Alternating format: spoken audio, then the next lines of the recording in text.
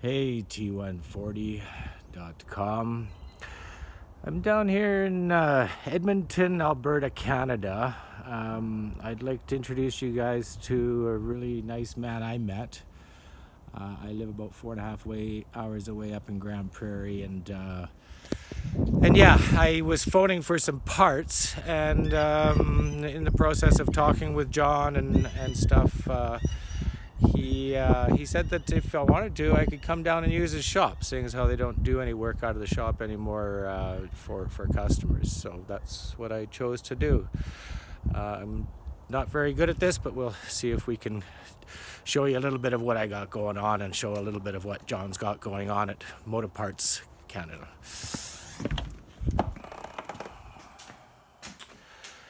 Here's my 76 T140V. I've owned it since '89, and it ran pretty good when I first got it, and I just kept on running it until it just wouldn't run anymore, and then put it away in storage because I didn't know how to fix it. So this is my project this year, is to get it all up and running. I pulled the engine out, wasn't a big deal, and took all the swing arm off and the tires and everything, and then brought it down to John's place, and yeah, there's the engine there, the top half of it. We got the barrels here, and the heads in the other room. This is John. John, introduce us to your business. Hi, this is John at Motoparts, and we've been doing this for 24 years, mostly providing parts for finished British motorcycles, new and used parts. We used to do service, but we're not now. However, Stuart's here, and we're going to do a little work on his bike. So I think we'll have a look at the cylinder first and show you what we found.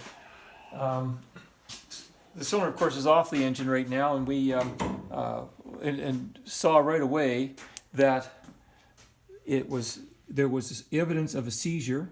You might be able to see that in there, where it's a little bit brighter right there. And if we, of course, this is a bad angle for the camera, but we can see it over here. We can shine the flashlight, and we can see. So we saw that right away. And the reason for dismantling the engine in the first place is that it was started to smoke very badly on one side and lost power. And it was evident as soon as we lifted the cylinder head what had happened. This engine already has 20 thou oversized pistons. It's now going to be rebored to 40 thou oversized. Now we'll go and have a look at the cylinder head.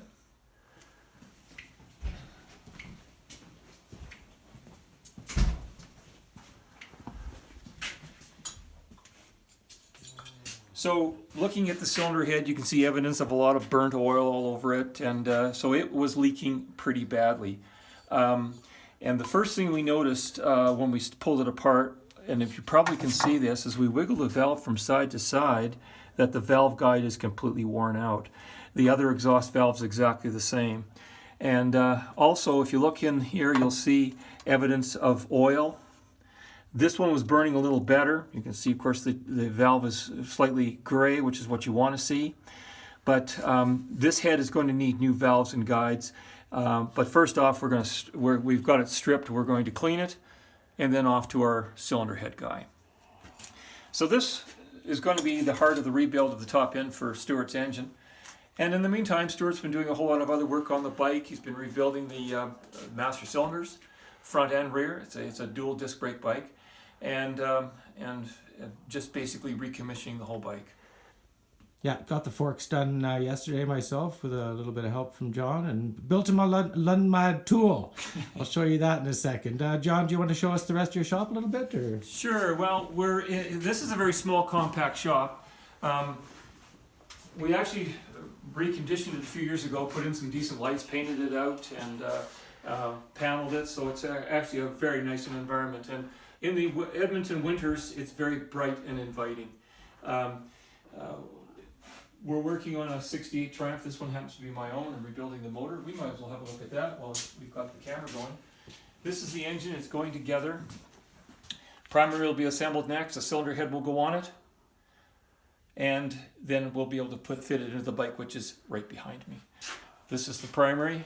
All the primary parts cleaned up, fixed up, and ready to be fitted. In our shop, we got most of the tools that we need. This is our lathe. Milling machine is we sold it on because we weren't using it. But we have all the hand tools and specialty tools for working on British motorcycles. We're going to move into the other room here. This is the parts area, and this is where I spend most of my time. We stock about 11,000 new part numbers, tons of used spares, and we sell parts all over Western Canada and through eBay into the United States and Canada. And it's a very busy two-man shop. It takes a surprising amount of time to keep a shop like this going. Somebody said, this is your retirement business, and I said, well, I suppose it is, except I'm working 3,200 hours a year, so it's kind of like steak, you know. I like steak, but not 20 pounds at a time. And this sometimes, it can be a little bit overwhelming, but I can't wait to get out here in the morning and get at it. Okay, you want to show us a couple of your used parts that you... When did you get those parts, John? Did you just find engines that were no good and just disassembled, took all the parts that were usable to sell, or...? Actually, in this industry, most everything's already been taken apart. And so we've bought dozens of inventories over the years, big and small, from dealers and from individuals. And this is just a part of our used parts inventory. You'll see a surfeit of Norton heads over in one corner there, and up top you'll see primary covers and so forth. At the back of the shop you'll see tires and rims. And this is just a part of what we have. We have another building full of stuff. And of course we have an upstairs in this building. So it's, and most of our parts are new part sales, and most of it's sourced from the UK. So what types of bikes do you specialize in or service? Our primary era is 1966 to 1979 Norton, Triumph, and BSA. We do, however, provide a lot of parts for the earlier bikes and have quite a lot of these parts in stock. But some of the earlier bikes, there's been a lot of concentration in the industry, so that there's one or two or three sources worldwide that look after the earlier bikes. But Norton, Triumph, and BSA for the era that I just discussed, it's a much larger market, and that's what we cater to. Excellent. Well, thanks so much, John. I'm going to update you guys a little bit later after the heads and the barrels are done, and we're starting to do the assembly. Thanks a lot, John. Take care.